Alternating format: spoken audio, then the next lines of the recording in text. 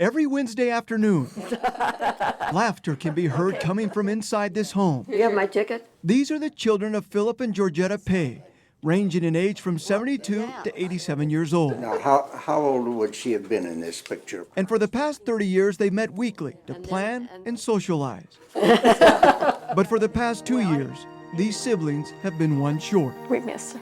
They're missing the laughter, kindness, and wisdom of Marjorie Pay Hinckley, the oldest of the Pay children. She made everyone feel really special. Marjorie passed away on Tuesday evening, April 6th of 2004. We gathered around her bed and talked and laughed, and she was very alert and very much with us. And Doug had found a copy of a song that my father had always sang to us as children, and he sang that for Marjorie. And that was a special thing. It was hard. Tears me up, even now. But it's Marjorie's legacy that keeps his family moving forward. And she never thought of herself as being important and wonderful.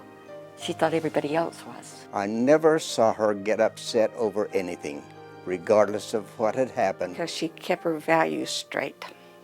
She always knew what was important. Marjorie was born on November 23, 1911 in the small town of Nephi, but grew up in Salt Lake City and happened to live right by her future husband, Gordon Hinckley. They grew up across the street from each other. Virginia Pierce is one of their 5 children. She wrote a book about her mother.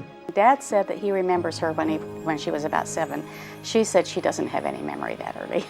And when it was time for college, she signed up for classes at the U, but then her dad lost his job, so her plans changed. She was the oldest of the children, a large family, and she withdrew immediately and went downtown and found a job as a secretary, and then educated herself.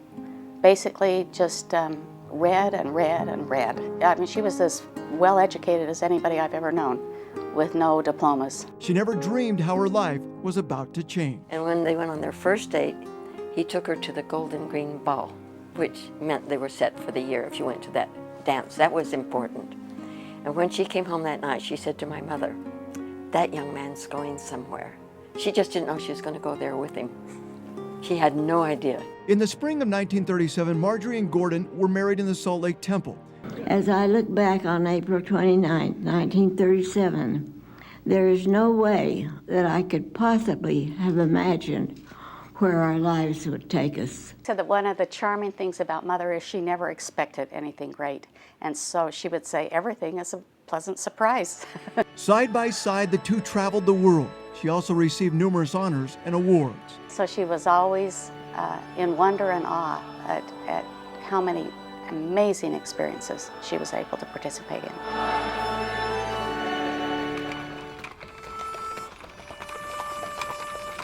Marjorie came from true pioneer stock.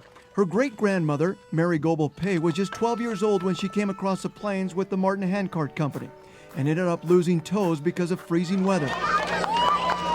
But along with Marjorie's busy life, she always found time to laugh. Oh yeah, she said she could either laugh or cry, and crying gave her a headache, so she'd rather laugh. Well, I think if you're just happy, you live longer than if you're unhappy. I would like to particularly express my love for my husband. Throughout all these years of marriage, he never insisted that I do anything his way. It wouldn't have done him any good. Every once in a while, someone will say, "You're like her," or "You talk like her," or whatever, and we say, "We'd like to be like her." As I look back, we've had a wonderful time and a lot of fun along the way. She sees the bright side of life. She isn't negative, she's positive, she's affirmative. That means a great deal. A dedicated wife, loving mother, and inspiration to millions, Marjorie Pay Hinckley. I think her greatest legacy probably was her faith. And so the Wednesday gatherings continue. We didn't skip a beat. Our heart skips a beat, but we don't skip a beat without her.